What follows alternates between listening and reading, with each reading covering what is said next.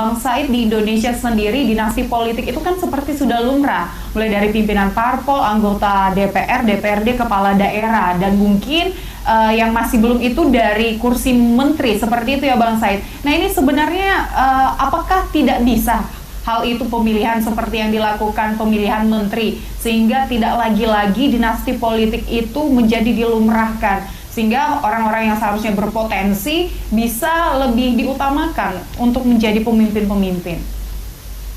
Ya, ini kan masalahnya begini. Kalau kita mau bicara pada level undang-undang, itu siapa sih pembentuk undang-undang itu? Pembentuk undang-undang itu adalah DPR sebagai legislator dan Presiden sebagai kolegislator.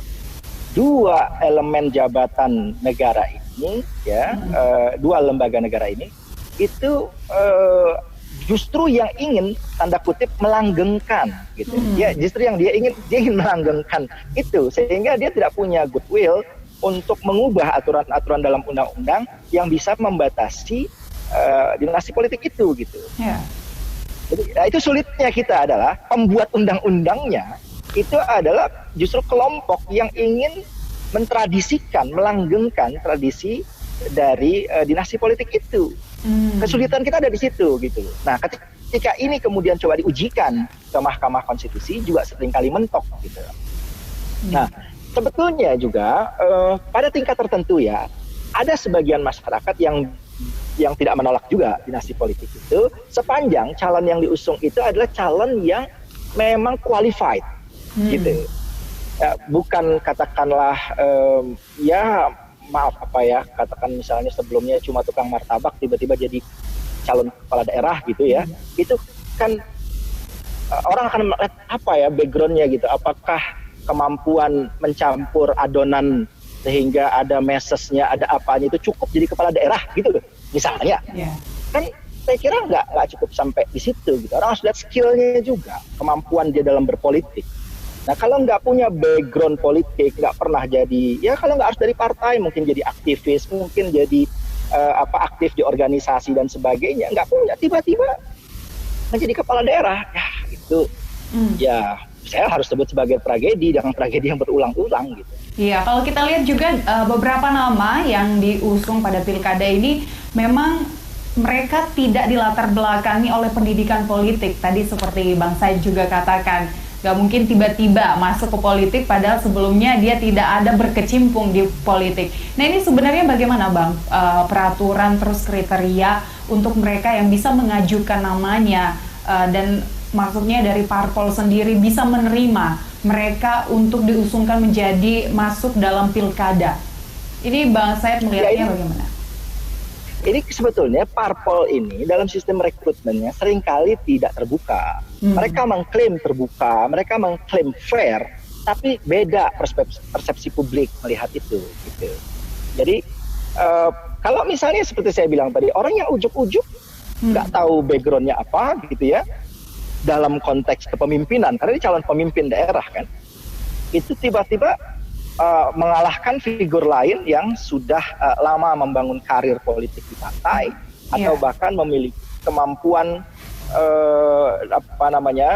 leadership gitu ya, yang baik gitu, tahu jadi calon kepala daerah. Nah ini akibat partai dengan gampangnya atas kekuasaan yang dia miliki untuk mencalonkan figur-figur tertentu itu, dia sangat powerful di situ untuk menentukan siapa yang bisa dapat rekomendasi dari Dewan Pimpinan Pusat misalnya.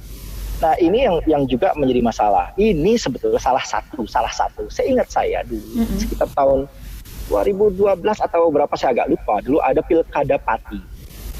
Pilkada Pati itu ada calon dari partai yang tidak disetujui oleh partainya. Cuma dulu belum ada kewajiban harus rekomendasi DPP. Maka karena dia pengurus di tingkat daerah, dia maju dengan tiket yang dia pegang sendiri gitu. Dulu itu begitu, masih aturan lama. Nah akhirnya dia maju. Ketika maju dulu tuh masih ada putaran 1, putaran 2 gitu ya.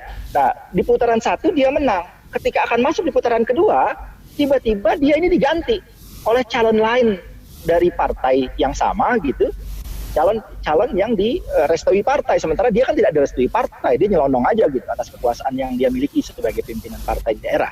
Nah, ketika itu diuji ke Mahkamah Konstitusi, kan Mahkamah membolehkan sampai akhirnya di putaran kedua dulu itu calon yang muncul orang yang berbeda gitu. Di situ salah satu cara partai memaksimalkan dirinya, memanfaatkan peluang yang diberikan oleh Mahkamah Konstitusi terhadap partai untuk menentukan begitu powerful ya calon-calon yang mau diusung di pilkada. Gitu. Kalau itu sudah memenuhi syarat untuk menjadi pejabat publik. Nah ini di sini nih problemnya menurut saya. Gitu. Baik, terakhir Bang Said, kalau dari Bang Said sendiri melihat data yang sekarang, siapa-siapa saja nama-nama yang kemungkinan berkompeten di pilkada di tahun 2020 ini? Saya agak sulit ya menyebut nama ya, tetapi kalau yang dimaksud calon-calon muda ini sebetulnya mereka memang juga layak untuk dipertimbangkan oleh pemilih ya untuk dicoblos di dalam TPS nanti gitu. Mungkin saya adalah beberapa nama yang saya lihat ya di misalnya terdekat dari DKI ini sekarang ada 4 pilkada di Banten lah misalnya, itu ada beberapa nama yang ya dalam radar saya bagus, cuma saya nggak tahu apakah etis atau tidak untuk saya sebut di sini.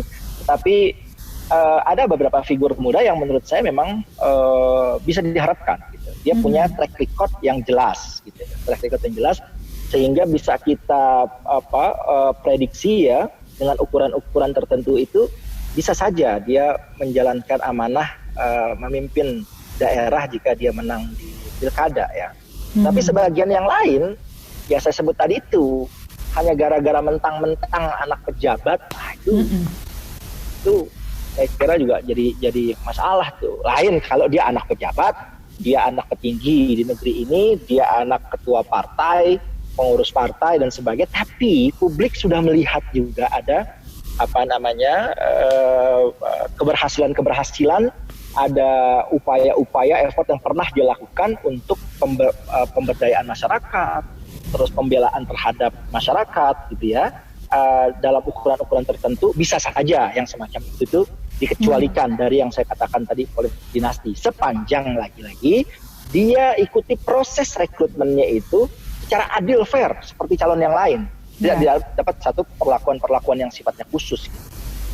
Baik, ya memang kita berharap ya Bang Said semoga calon-calon pemimpin muda kita ini bisa menjalankan amanah dari masyarakat dan mereka mengikuti semua proses rekrutmen dengan adil dan benar. Ya terima kasih Bang Said Salahuddin, pengamat hukum tata negara sudah bergabung bersama kami di Suara Jakarta. Ya pemirsa, demikianlah Suara Jakarta pada episode kali ini. Saya Gesmi Sitanggang beserta tim yang bertugas pamit undur diri. Terima kasih atas perhatian Anda dan sampai jumpa.